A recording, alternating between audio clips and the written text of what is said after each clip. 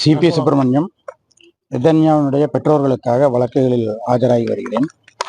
இன்றைய தினம் நெதன்யாவின் மாமியார் இந்த வழக்கில் மூன்றாவது எதிரியான சித்ராதேவியினுடைய ஜாமீன் மனு திருப்பூர் மாவட்ட முதன்மை நீதிமன்றத்தில் விசாரணைக்கு வந்தது.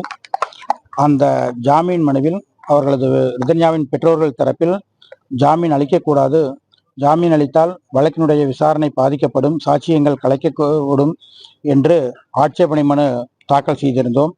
அந்த ஆட்சேபனை மனுவையும் அந்த மனுதாரர்களுடைய மனுவையும் விசாரித்த நீதிமன்றம் இன்று அந்த சித்ராதேவிக்கு ஜாமீன் அளிக்காமல் ஜாமீன் மனுவை தள்ளுபடி செய்துள்ளது.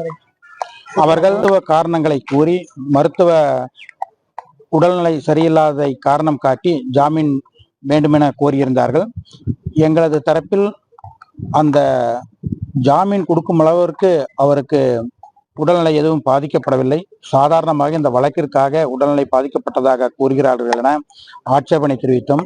மேலும் வழக்கு இன்னும் முதல்நிலை விசாரணையிலேயே இருந்து வருகிறது. போஸ்ட்மார்டம் ரிப்போர்ட், வருவாய் கோட்டாட்சியருடைய அறிக்கை, இதர அறிக்கைகள் எதுவுமே இன்னும் நீதிமன்றத்திற்கு அனுப்பப்படவில்லை.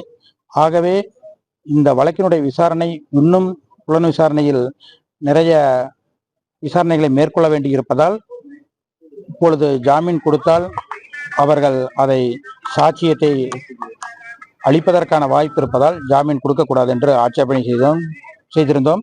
அந்த ஆட்சேபனை ஏற்றுக்கொண்டு இன்றைய தினம் அந்த சித்ராதேவியினுடைய மனு தள்ளுபடி செய்யப்பட்டது. அடுத்த கட்ட நகர்வுகள் அவர்கள் ஜாமீன் கோரி உயர் நீதிமன்றத்தை நாடுவதற்கு வாய்ப்புள்ளது. இன்னும் மேலும் இந்த வழக்கை விசாரணைக்கு குற்றப்பத்திரிகை தாக்கல் செய்வதற்கு தேவையான இன்னும் ஆவணங்கள், விசாரணைகள் காவல்துறையினர் சாட்சிகளை விசாரணை செய்து கொண்டிருக்கிறார்கள். மேலும் அந்த ஆடியோ, போன் இதையெல்லாம் ஆய்வகத்துக்கு உட்படுத்தி அதிலிருந்து அறிக்கை பெற வேண்டியதுள்ளது.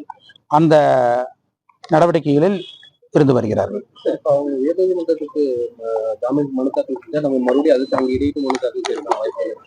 பெற்றோர்கள் தரப்பில் நிச்சயமாக அதற்கு இடையீட்டு மனு தாக்கல் செய்ய வேண்டும் என கூறியுள்ளார்கள். ஏனென்று கேட்டால் அந்த நெதன்யாவினுடைய மரணத்திற்கு காரணமானவர்களுக்கு உரிய நீதி கிடைக்கும் வரை அவர்கள் ஓய்வதில்லை என கூறியுள்ளார்கள். அதனால் அவர்கள் ஜாமீனில் வெளிவந்தால் சாட்சிகளுக்கு அச்சுறுத்தல் ஏற்படுத்தவும் தடயங்களை அளிக்கவும் வாய்ப்பு இருப்பதால் அந்த உயர் நீதிமன்றத்திலும் ஆட்சேபனை மனு தாக்கல் செய்ய உள்ளார்கள்.